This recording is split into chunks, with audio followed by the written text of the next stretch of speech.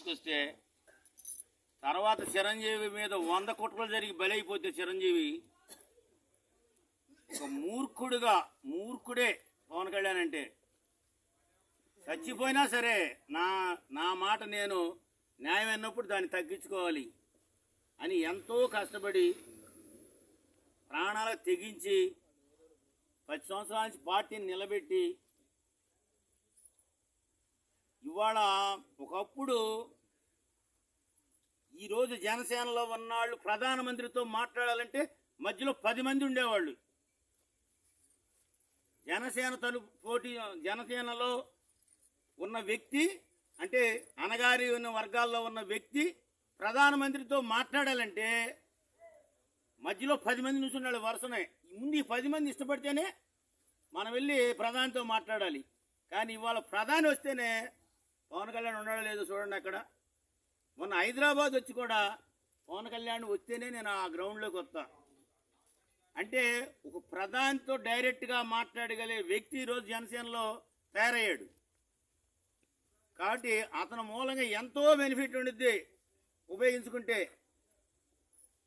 కొద్దిగా రాజకీయాలు చేసి జనసేన జెండా కప్పుకుని పక్కనాళ్ళకి మోస్తూ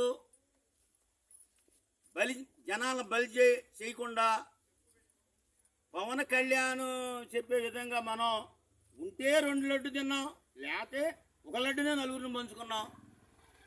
రోజు బతకలేదా? 100 రూపాయలు సంపాదించుకుని బతకలేదా? 500 రూపాయలు పని చేసుకుని బతకలేదా? ఇలా ఆలోచించి ఆశలు పెంచుకొని ఏదో చేద్దామని అట్లా కాకుండా చక్కగా ఉన్నదాంట్లో తృప్తిపడుతూ ఒక నాయకుడు ఎదిగినప్పుడు అతను సపోర్ట్ చేయాల్సిన అవసరం ఎంతైనా ఉంది.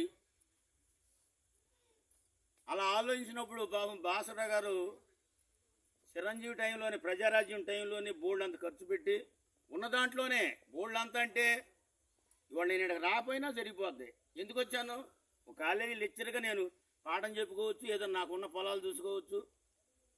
కానీ ఇది ఒక బాధ్యత అన్నమాట. చదువుకున్న వ్యక్తికి ఇది ఒక బాధ్యత. చదువు లేని వాళ్ళని ఎడ్యుకేట్ చేయాలి. ఒక మంచి నాయకుడు వచ్చాడు, ప్రధానితో మాట్లాడగలిగే నాయకుడు వచ్చాడు.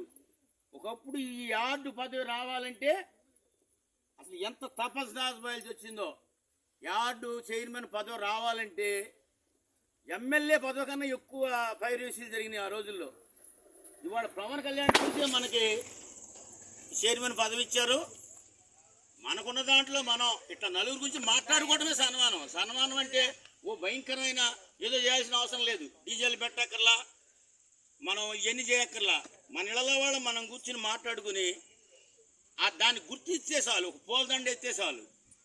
అదేంటంటే ఒక వ్యక్తి తన ఆస్తిని పోగొట్టుకుని కష్టపడి దాన్ని సాధించుకుని తిరిగి నాయకుల దగ్గరికి తిరిగి ఆ ఫలితాన్ని పొందినప్పుడు దీన్ని మనమందరం గుర్తించామని తెలిస్తే ఆ కుటుంబం ఎంతో సంతోషించింది. ఆ పోయిన ఆస్తి అయినా తర్వాత కావచ్చు, రేపు వాళ్ళు మంచి పిల్లలు కలగవచ్చు, మంచిగా ఆస్తులు రావచ్చు.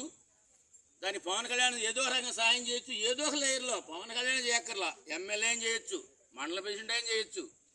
కాబట్టి ఇలా కష్టపడి ఎంతో బాసరావు గారు చేశారు. అసలు జనసేన అంటే ఏంటో తెలవని రోజుల్లోనే జనసేన కోసం ఆయన తపన పడ్డాడు. ఆయన ఎన్నో ఇబ్బందులు పడి ఉంటాడు. ఈ రోజుకి ఒక చిన్న చూపు అంటే ఒక యార్డ్ ఇవ్వటం జరిగింది. పవన్ కళ్యాణ్ బర్త్డే సందర్భంగా మనం దీన్ని కలిపి పురస్కరించుకొని సన్మానిస్తే గౌరవం ఉండిద్దని అనుకుంటున్నాం. కాబట్టి ఇలాంటి వాటిని గుర్తించాలి. గుర్తించి మనం